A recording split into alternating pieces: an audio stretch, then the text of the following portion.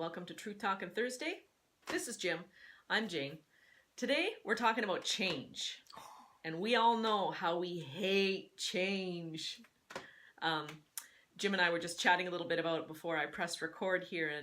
And you know, the bottom line is change is going to happen whether we resist it or whether we don't. So if you look at it from that point of view, it doesn't really matter if you want it or welcome it or not. It's going to happen.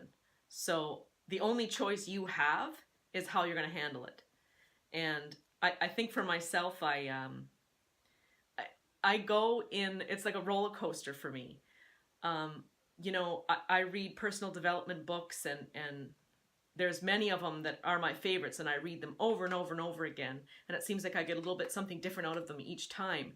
But when it comes down to it, if all I do is read that book for 30 minutes in the morning and don't take it with me and apply it to the life that I'm living, it does no good for me.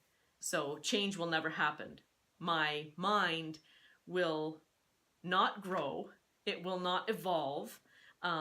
Nothing good will come of all of that information and knowledge and the opportunity that I have to make something different happen unless I welcome the change and let it have its work in me so that my life can be benefited from what I'm reading. Amen. That's true. That's so true. I think I'm going to have to play that back over and so that it sinks in. It's a new mantra. It sounded really intelligent as I was saying it. I'm thinking, man. Did I say that? Right? Did I say that? Yeah, but it's all true.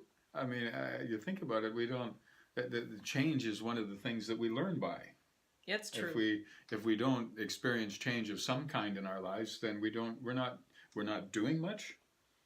And we're not experimenting or expanding our awareness in our world, and we're not learning anything. Yeah. So change, for a lot of people, they dislike change because it usually connotes some kind of chaos of some kind, and people don't want to be in chaos. So therefore, if I don't change, then I won't have to deal with the chaos, and I'll be okay. But don't you often find that out of the worst chaos, some of the worst chaos you experience is when the most beautiful things come out of it. Eventually, and afterwards you're like, oh my goodness, okay, I would definitely not reject that experience. No, and you're right.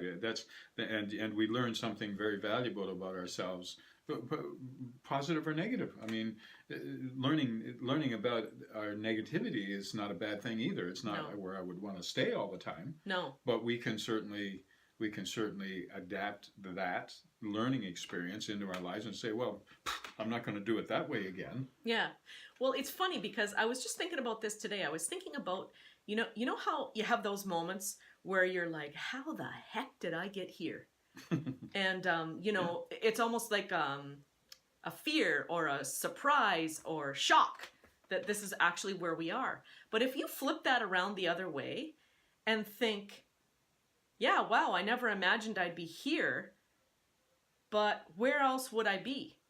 And if you pick it apart a little bit farther than that, you realize, well, you got here by your own choices. Mm-hmm. It wasn't actually so shocking as you may think, because while there are circumstances and situations that happen that are beyond our control, we always have control over how we handle it. Always. Yes. That choice is ours. When I think about in a previous lifetime, I worked in the mental health field and all that sort of thing, and I often wondered about people's behavior and stuff. I mean, who's more fascinating than people anyway? But I often thought about the prevalence of mental health disorders in folks and stuff, and from there, I used to ask myself these questions all the time. But what is change and the rapidity of change and all of that and our inability to deal with change, is that the source of a lot of our mental illness? Do we get stressed beyond, and do we get depressed, and do we get anxious, and do we get panicked, and we do, all those disorders that have to do with that? And does that come from our inability to deal with or to manage change? Because they don't teach us about managing change in school. No. They don't tell us about that. They don't teach us how to manage, how to deal with it, how to accept it, how to, you know, they don't even bother telling us that it's going to happen. You know, so Yeah.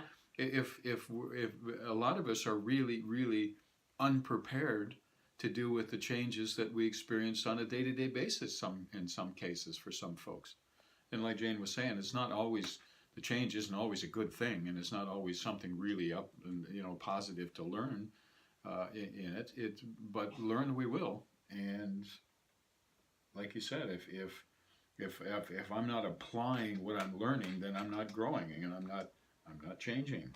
Mm-hmm. So it's kind of a big circle, I guess, in a way. But the things that happen in life, whether they be commonplace. Jim and I were actually just talking when he first arrived. We were talking about traffic. And I had made the comment that I'm not a very patient person. If I'm in a rush to go somewhere, I want to get there. So if the speed limit is 80, I don't want to be going 60. I want to be going 90. And that causes a little bit of anxiety and causes some frustration and you know, some maybe not so nice thoughts rolling around in my mind. And I'm smiling, but on the same token, I recognize how uptight it makes me and how utterly unreasonable it is for me to allow myself to get that worked up over it. I have no control over it. When I contemplate some of those things, it becomes so apparent to me how much changing I've done, and some of it in not so good of ways. There was a time when I was always the one that was encouraging someone to be patient, and now it's almost like I don't have patience. So there's two ways that I look at it. One way as well, I'm thankful that I'm actually feeling things now and that I'm actually expressing them. That actually for me is a very good thing. Now the next step is to moderate what I'm expressing and feeling so that it becomes who I am and not just a knee-jerk reaction and an emotional outburst. yeah, but when I think of, we had also quickly mentioned road rage, and I don't believe in road rage, by the way. I think it's probably people being selfish and people being resistant to change, and folks who are just that they have a problem with impulse control. Basically, that idea of change again is really important. That we need to change the way we observe the world around us, and we need to adapt to what we see. And if we can do that, and it's not as difficult as it sounds, for sure. There has to be a personal will to make the change happen.